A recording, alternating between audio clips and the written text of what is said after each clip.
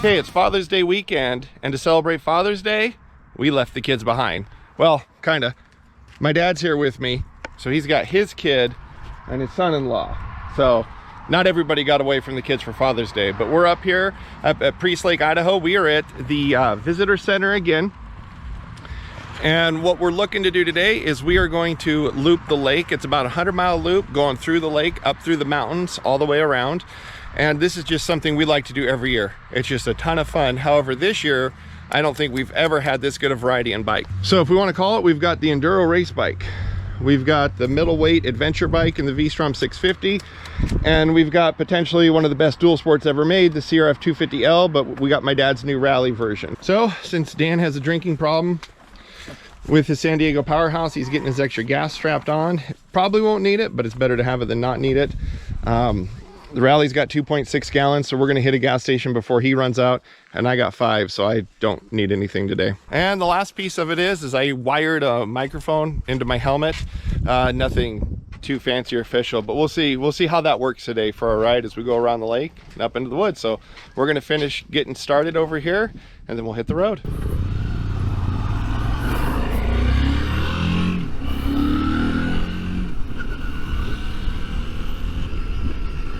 So right after the visitor center, this is as simple as taking a right.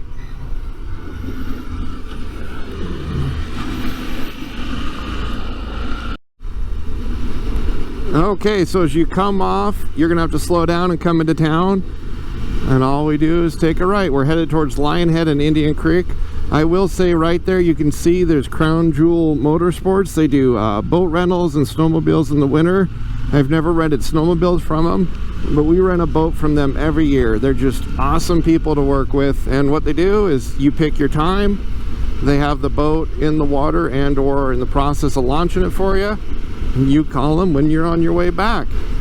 It used to be up here, this was the kind of place you came and everything never changed. It was always the same. Now every year I come up, something's different. So that wasn't cleared out the last time I was up here that I remember, and you just got little pockets that are just ever expanding. So this used to be where you came to not see anybody, and now you got pretty much everybody here. But I'm also jealous that I don't have a place up here, so I can only talk so much considering I wish I had a place. Okay, so we're about 10 miles from the visitor center, well, 10.7, and you can see on the map down here the road's about to pop out onto the lake. And this is one of the most scenic, pretty places to be on a bike. As you come around some of these corners, it's phenomenal. So here in a second, we'll see that. There it is. I think this lake used to be a little bit more of a secret. Not everybody knew about it, but with everybody kind of relocating, if you're in the Pacific Northwest, I think you know what Priest Lake is at this point. Most people do. Awesome lake. I don't know all the stats on it, but I can tell you that if you come up here and rent a boat and you start at the southern tip, you go all the way to the north of the lake, go through the thoroughfare.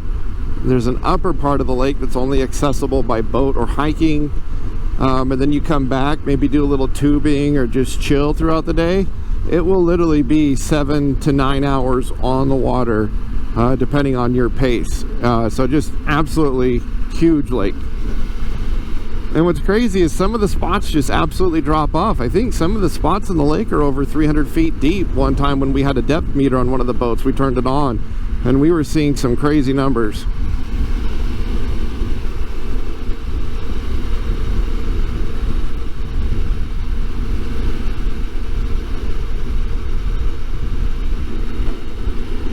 So as we trek further ahead on the road, the first kind of anything major that would come up is Indian Creek Campground.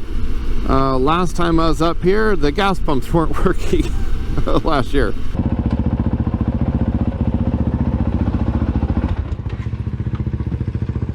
Uh-oh.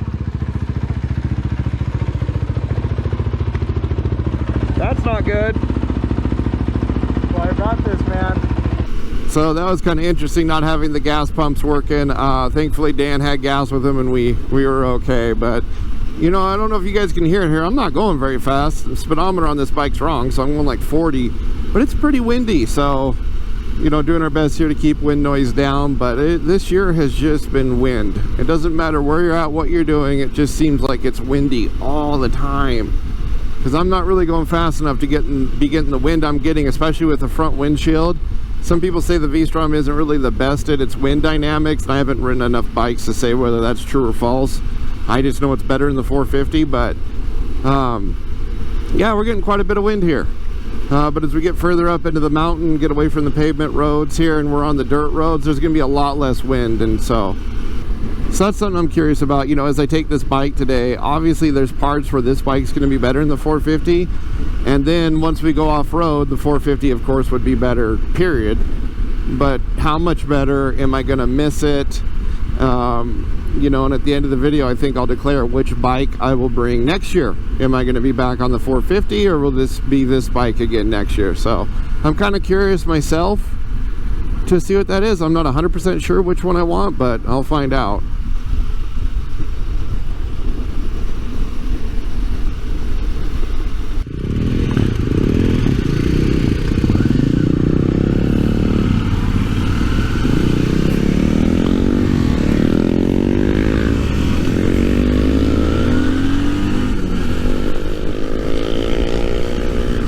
And Dan is gone. Okay, so we just pulled over at the Indian Creek campground entrance. Dan and my dad pulled their mass up. They're covering up for dirt here, but I think we got a little bit to go before we hit any kind of dirt. We're 18 miles in. So after Indian Creek campground, the next stop is Lionhead campground. I always kind of considered Lionhead a little bit more of a tent campground, not so much an RV or trailer campground. So, but we'll get to see that. Yeah, Dan's gone, man.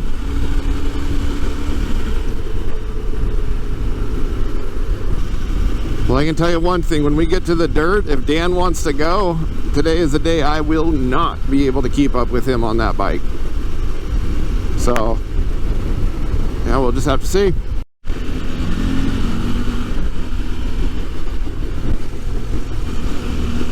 Well, my dad was worried with the 250 he wasn't going to keep up with these two bikes, but he's keeping up just fine.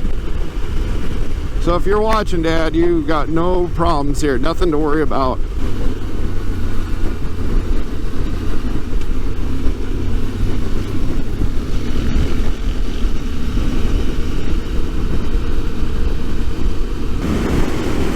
Frick.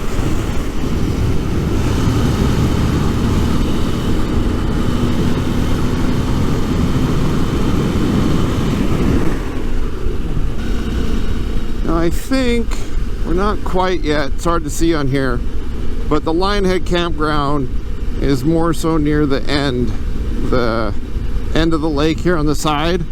So we've gone 26 miles since the visitor center. So I think, oh, I didn't look at the time. I think we've been on the road 20-25 minutes, including our little pit stop. So you know, the pavement miles of course fly by and they're easy, and you could race the dirt. I don't recommend it. Well, I think officially now we've transitioned to gravel. This first part's oiled. Like oiled a lot. I mean, this damn near paved. They threw so much oil down. So up there, it's hard to see. There's a outlook station up there. My dad and I were here once. I was really young. And I was on a Kawasaki, oh, I want to tell you, it was a CRF450l. Had no business being up here. Well, it wasn't really an adventure bike, but we just tried to go wherever the hell we could. And I got it stuck trying to cross a creek. I remember trying to fight that through. And I could just manhandle that thing pretty much anywhere I wanted to go. You know, I mean, I even tried climbing some hills with a buddy once, and you know, I didn't make it up, but nobody could believe what I could do with that bike. But anyway, we tried getting to the top of that outlook a long time ago and couldn't quite make it. So I think these days everything's pretty boarded up. A lot of the trails and roads are closed off unless you're a ranger with a key, which is unfortunate. So, but yeah, I had some history up here as a kid riding around here before everything was shut down. And one of the things I love about being on a motorcycle, if you haven't gotten to, if you're watching the video this long, you've probably all right, but we just kind of crossed into some trees and there's some water down the road and everything just dropped like 5 degrees. And you just don't get that sensory experience in a car. You got to be on 2 wheels to enjoy that kind of stuff. I don't even think a convertible will give it to you the same. I just love that, being up here, just the different experiences on, you know, anywhere on 2 wheels. That's one of the reasons why you ride, to just be more open and free. And quick little 5-degree temperature drop, that'll do it too. Okay, so from here I'm going to lead the group from a bit, just because I am on the least capable dirt machine today. And largely, in my opinion today, there's only one road I can think of where the chassis is the problem. I'm mainly at a tire disadvantage in my opinion. But right here is Lionhead Campground. You can see the beach here, right there. Not hot, but a gorgeous day. And there's a few spots you can get campers in, but for the most part I consider this a tent campground. One comment I'll make about the riding today too is I have my PSI like 33, 36, 33, 38, something like that. I don't know. I've got my tire PSIs really high because I wanted to test, you know, my pavement to dirt transition riding. So if I get worried and it's just too sketchy a little later, I know I can just pull over and drop the PSI. These tires, I can't remember the name of them. Maybe I'll overlay them. But these tires were howling on me on my local roads a lot. So I had to raise the PSI to get the howling to go away. So even though these are an adventure spec rated tire, the howling was getting annoying. So I got rid of that. Oh, holy crap. Wow. Again, this wasn't like this last year. Here's another example, just 1 year later. They're probably building something. So one thing that's interesting up here too, maybe they're just logging, maybe they're not building, but here on the east side of the lake, this is the state-owned part of the lake. And then as you go further and you cross over, you go to National Forest Service. So this is, so even though it's Priest Lake, there's different parts to it between state units and National Forest Service. So I know, for an example, state campgrounds like Lionhead, Indian Creek, they just doubled the rates for out-of-state campers. So if you're not from Idaho, it goes from like 25 to 50 bucks to come. So, you know, I mean, I get it. There's so many people up here anymore, it's getting harder to find sites and spots to go. So they gotta do what they gotta do. But you guys are going to see here for a bit. Mainly I'm just on loose gravel. This is just going to be a gravel road, and no point of this trip is it overly aggressive. So we're going to only do one little detour when we get up here further, and we're going to go up to the snowmobile shed. Just love to stop there, and we'll see how the bike does there. But like right here, it's mainly just dealing with loose gravel and me getting a feel for how this bike wants to be handled. I got my right turns down. I haven't figured out NASCAR yet, so I got to work on my left turns, but I'll get there.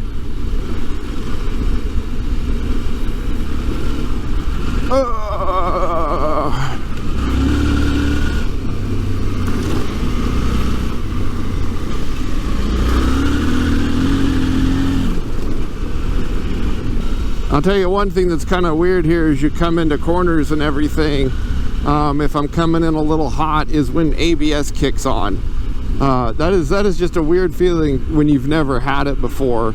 I did some side practices with it just on the dirt, and I got myself comfortable being able to just slam the front and rear and just know it's going to pulsate. So those aren't habits you want on a dirt bike, but on this bike you can do it. But I'm almost wishing, I don't know if there's 2 fuses. I think there's 2 fuses for the ABS, but I don't know if one's front, one's rear. So I almost wish I would have pulled the rear, but oh well.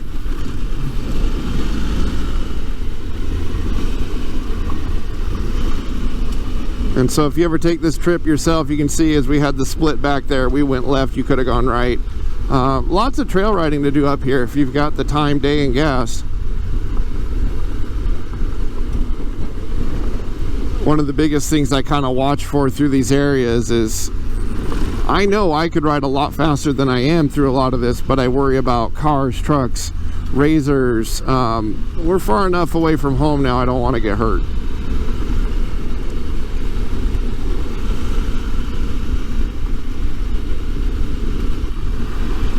Feeling pretty good on this bike. A little slide the rear end around for me, that'll help us corner. Oh, love the little cricks. And again, I just feel so comfortable standing up on this bike with rising the bars and the foot pegs. It's really nice to be able to do that. So we're starting to get a little bit more. No, it's not bad.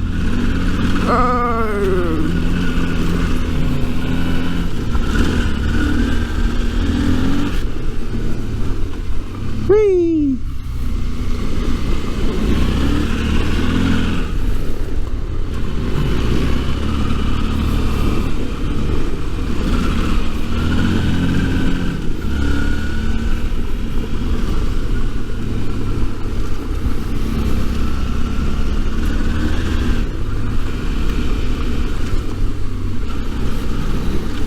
Oh, jeez.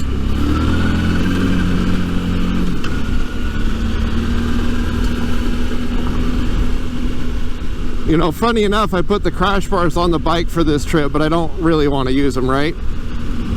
Looks only.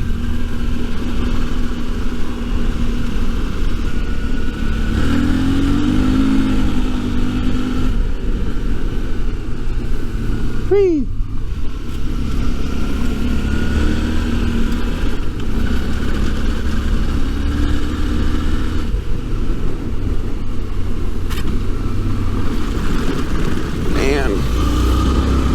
That is bumpy.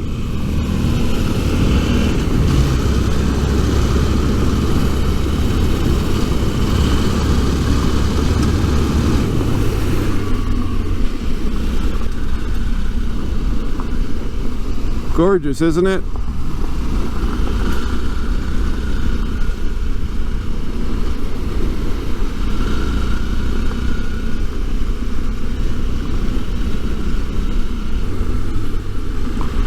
Oh, this is where we ran into a group of razors last time. Swing this one wide.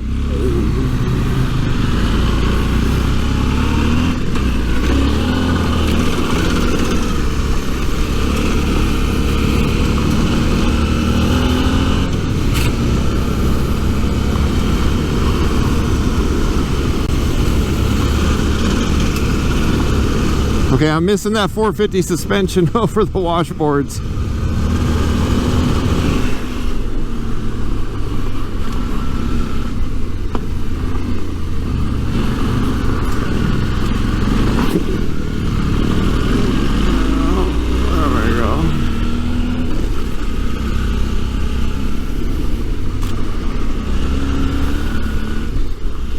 You know, I don't know, I'm pretty impressed with this bike for what I've done. Nothing nuts here, but for a middleweight adventure, I'm pretty happy so far.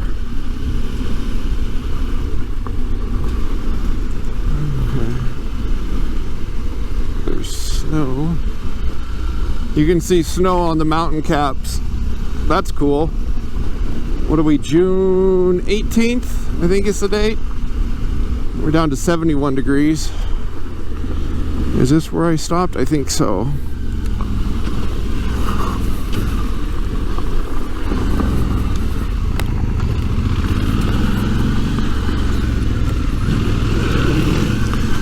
Oh, test the Vstrom. Now, if you didn't have a skid plate for your oil filter right here, I'd call you nuts. Oh, somebody's up here.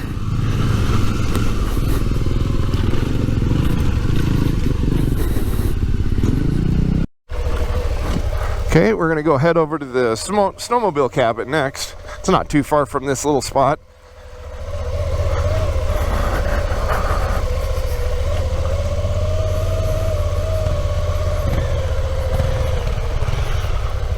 Off we go.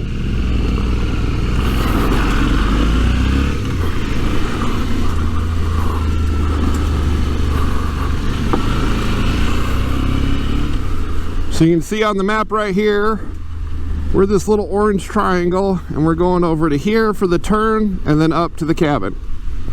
Or shack. It's not really a cabin, it's more of a shack.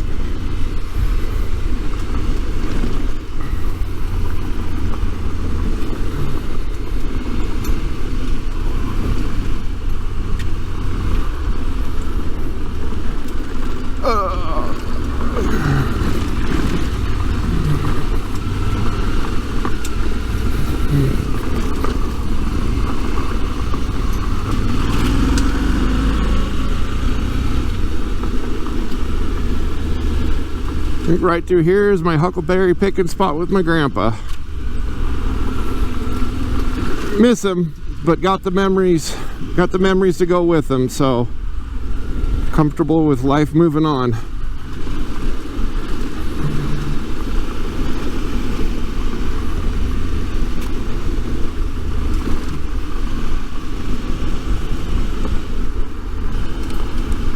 Always such a huge fan of these mountain views. As you come around a corner, you get to just see the beautiful drop-offs. Well, sometimes a little blocked right now.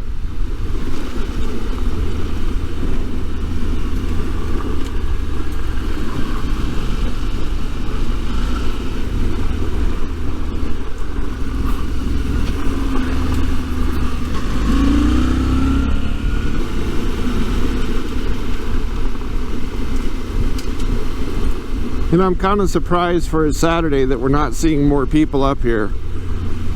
Everything's getting so packed, populated. You know, you used to be able to do a ride like this, even though, I mean, this is a pretty well maintained road. Don't get me wrong. This is better than some gravel roads I know out in the country, but still, I'm surprised at the lack of people that we're not seeing right now.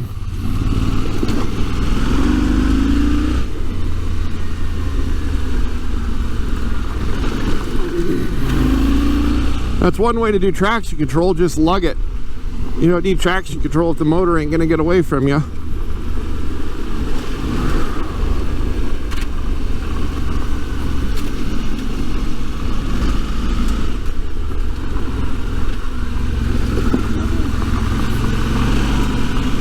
Oh, there's one person.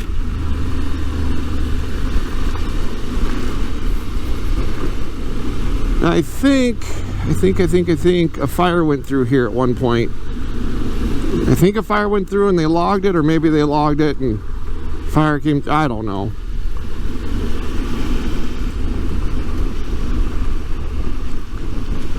I think it's pretty natural, but I prefer, if I'm riding sideways and fast, I always find it easier going uphill. You know, it just feels more natural, the way the weighting of the hill and everything. You try ripping it downhill and floating sideways, that takes more talent as far as I'm concerned.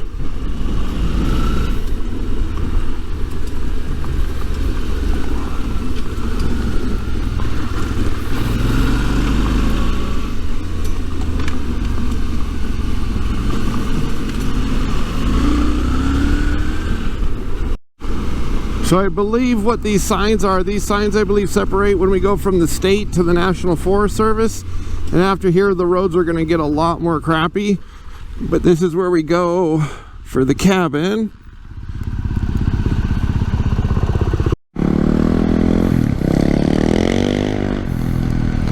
Okay, so we let my dad go first, and then Dan's going to go after him, and then I'm going to go, because there's spots of this road where like the creeks flush it out and I can jump it on my 450. So the pacing for me on this, I anticipate this being much slower than them, so I figured let them go.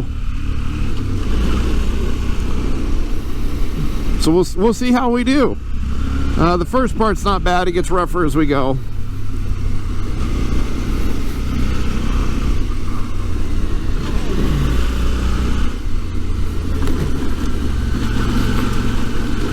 See, I don't want to flat. My tires are filled up a lot more PSI than theirs, so their rubber's going to flex more, and I don't know the ply rating of these sidewalls. I'm sure they're somewhat rated since it's an adventure tire, but I don't want to kill it either.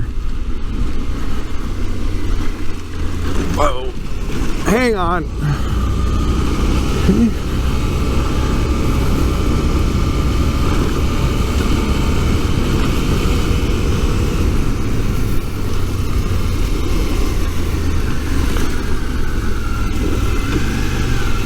if I could ride this without worrying about cars and I could just ride my own line, that would be one thing, but I gotta make sure I don't hit anybody oncoming and try to pick the best path.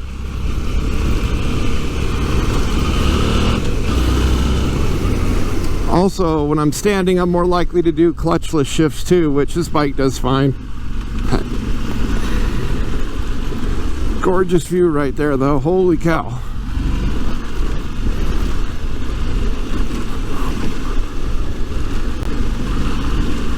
It's like that right there. Man, I missed the 450 for that type of obstacle. It's all good.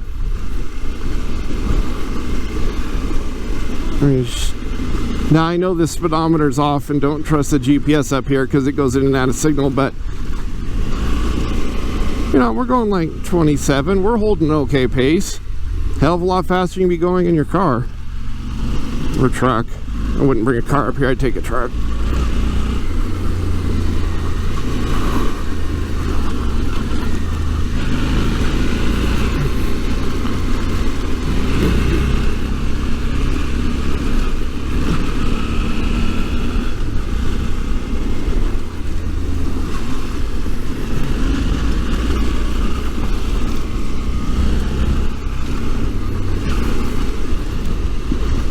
Man, sometimes in the shadows it's so hard to see what's sharp and what's not.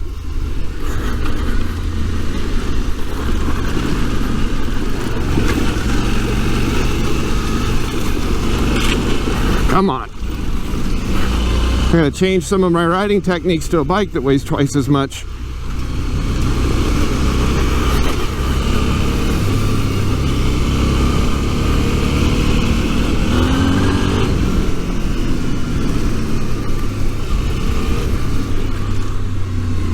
Felt the front tuck a little. Not bad.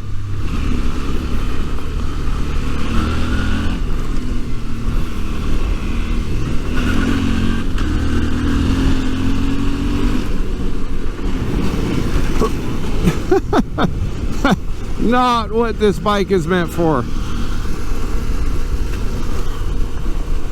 Sit on the passenger seat, get a little bit better view.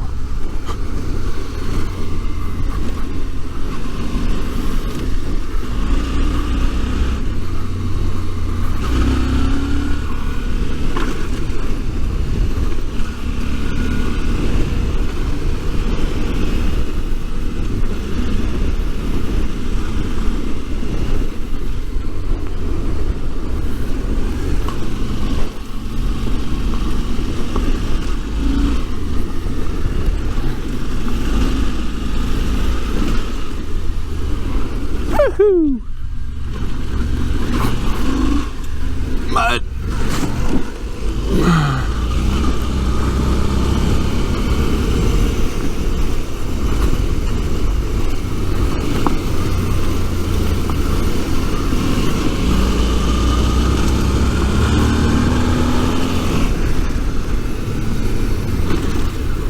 Where are we dodging to?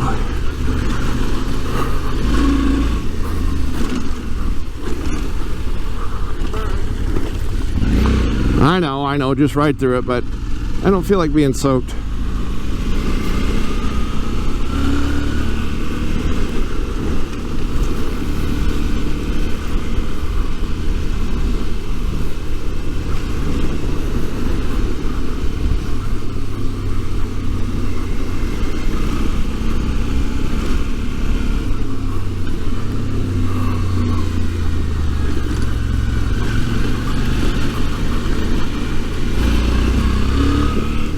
Why this road just seems better than I remember it. My mind is telling me it was rocky like that everywhere, but we're catching a lot of breaks here.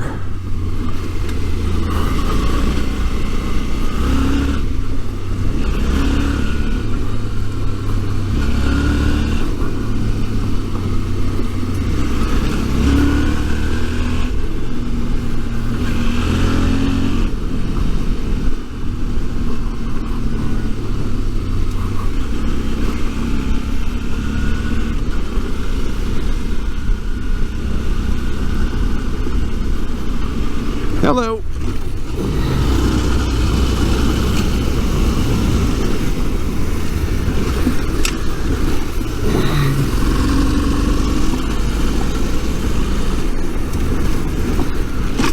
Okay, that was bottom. We found it. Yep, slow down.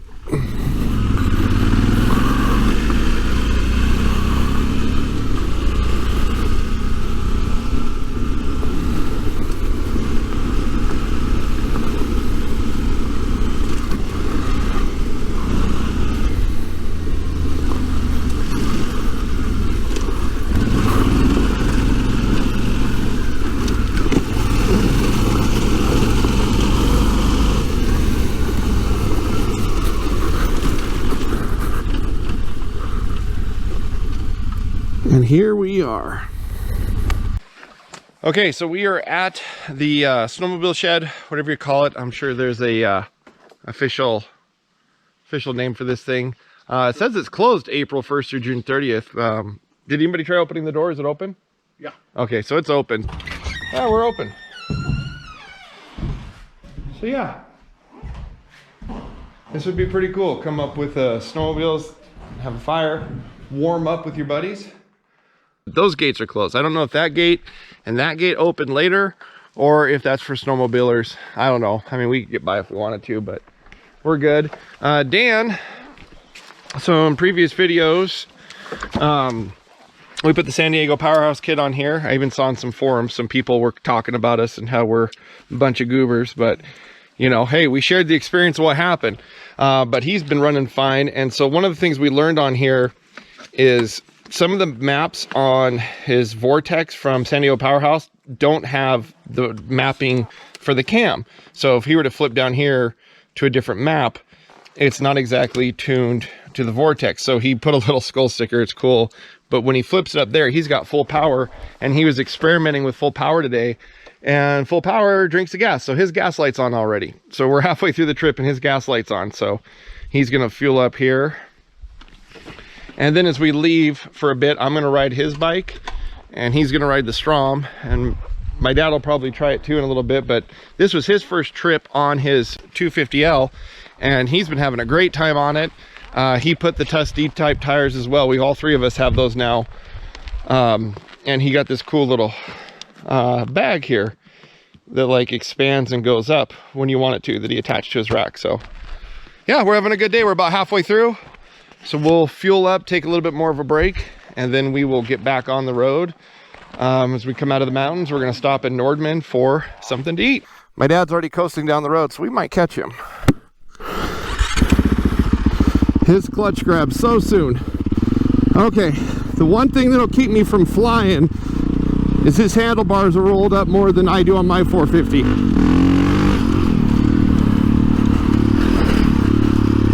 The gas can just hit me in the ass.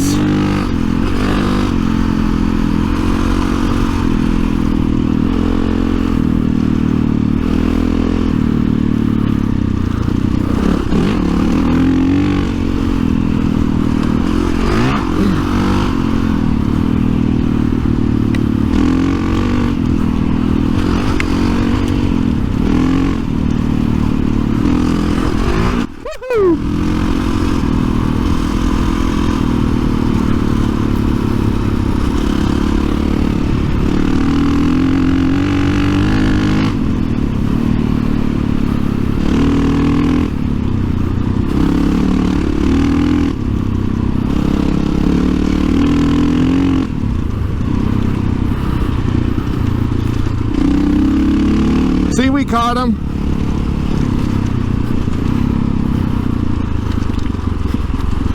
I knew I could catch ya.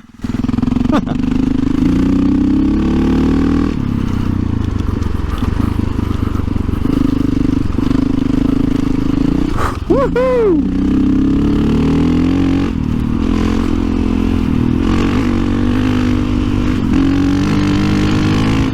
Man, that bike pulls.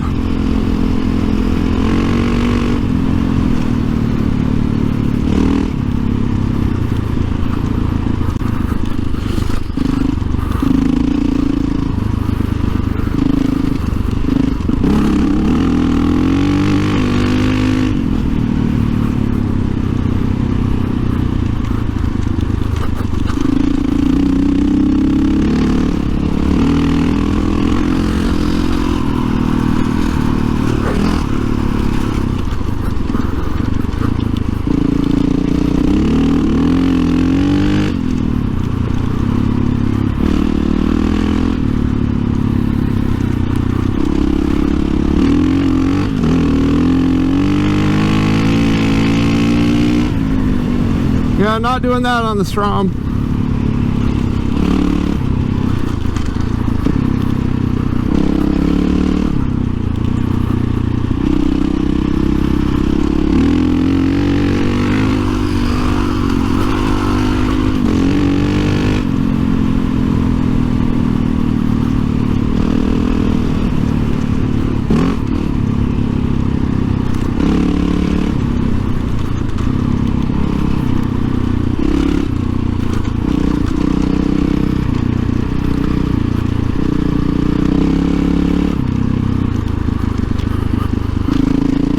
So that was kind of fun to rip. Kind of fun to rip for a couple reasons. I don't have a ton of seat time on this bike since we put the San Diego Powerhouse kit on it. But it has, ever since our little mistake, not lining the cam shims up, or not the cam shims, the cam guides, it's been running great, so no complaints.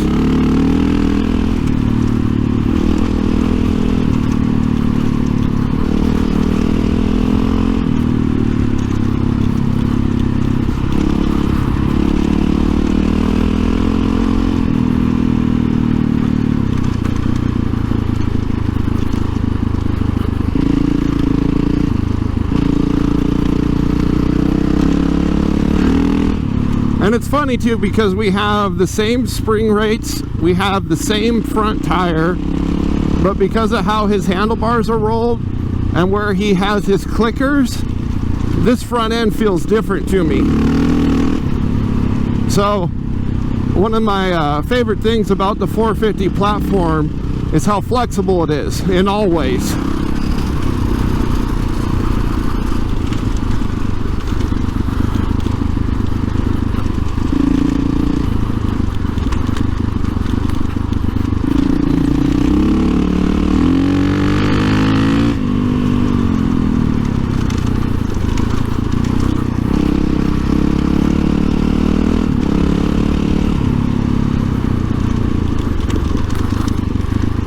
Got to be getting somewhat closer here.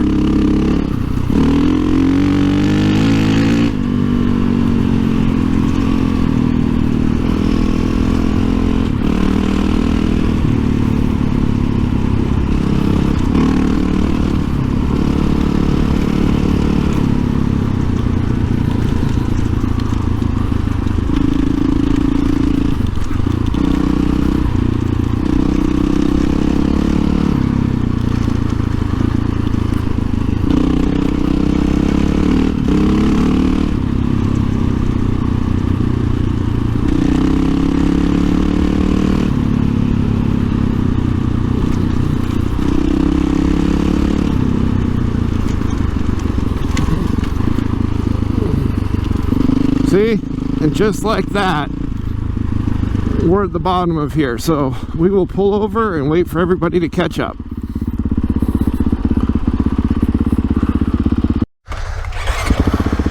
Let's see if I don't kill it this time.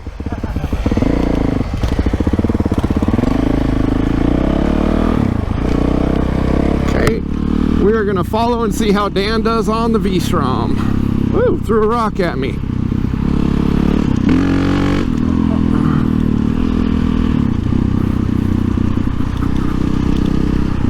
That's weird. He's got, like, what do you call it, supermoto mirrors?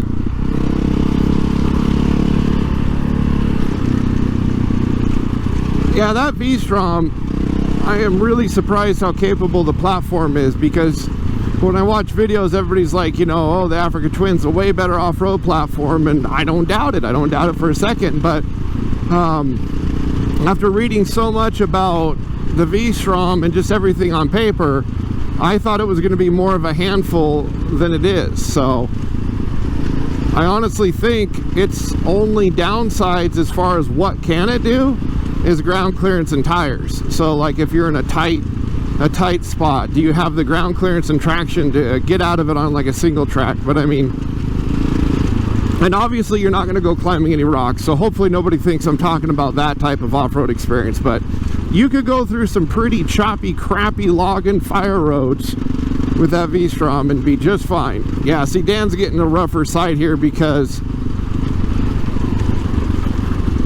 On the state side, this road is managed a lot better. Over here on the National Forest Service side, they don't have the layers of gravel. Out here, this is all just rough. So definitely different.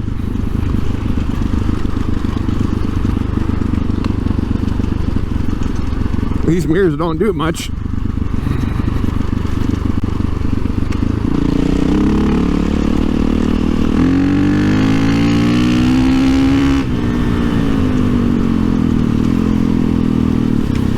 Woo! Hello, looks good. Yep.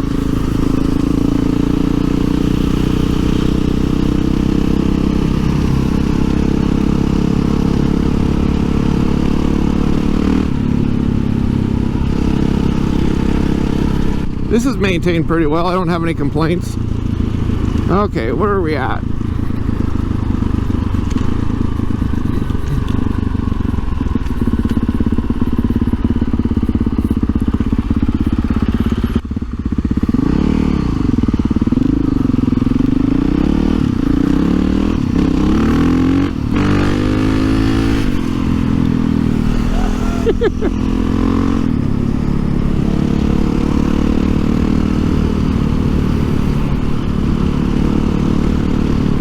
Okay, so from here we just ride, it's about 20 miles to Nordman, which is where we're going to stop to get a bite to eat.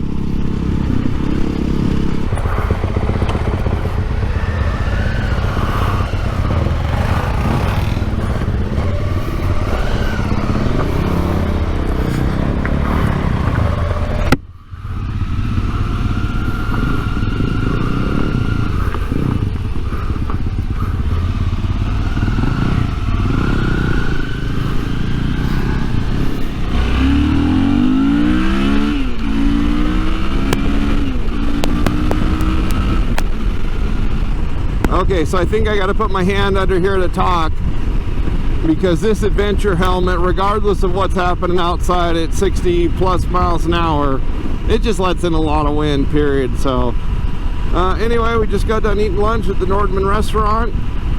You can see on the map, I tilted my phone up a little more, but you can see on the map where we are at and where we got to go. This is the final leg, and we've gone almost 80 miles so far for the day. So again, just a really good ride, really nice day. It's a fun time and everybody's bellies are full, and so now we're just gonna enjoy the pavement ride back. And I'm not gonna lie, this is the part of the ride the most. I was happy to have a windshield, not have the 450. So from here we will see you back at the car.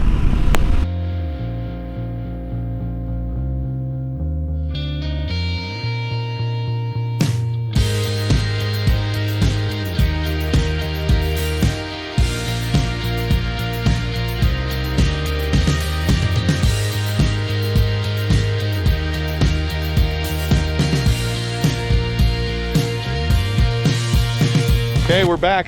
That was a great ride, great day. I was wrong, it's not 100 miles, it's like 90. I don't know why I was thinking that. Dan, your San Diego powerhouse made it, even though people on the internet think we blew it up. All right. So all those people out there. That's right. Still running. It's still going, it's still doing good. The Vstrom, I'm curious to look back through some of the highlights, but did way better than I thought it would. Like, I enjoyed it on gravel and dirt way more than I thought I was going to. So I missed my 450 at times, but I can't believe how much I enjoyed that. And then I know my dad, when we took off to that cabin from the road, nobody ended up catching him because he was riding faster than he should have. So unfortunately we didn't have a camera on Grandpa, but Grandpa showed the kids how to set pace too. So overall, it was a great day. I wish somebody else was here to help us load up, but it's not that hard. So anyway, thanks for watching the video with us. Hope you enjoyed it. And if you guys are anywhere around northern Idaho, this is a great ride to take. So thanks for watching and keep on riding.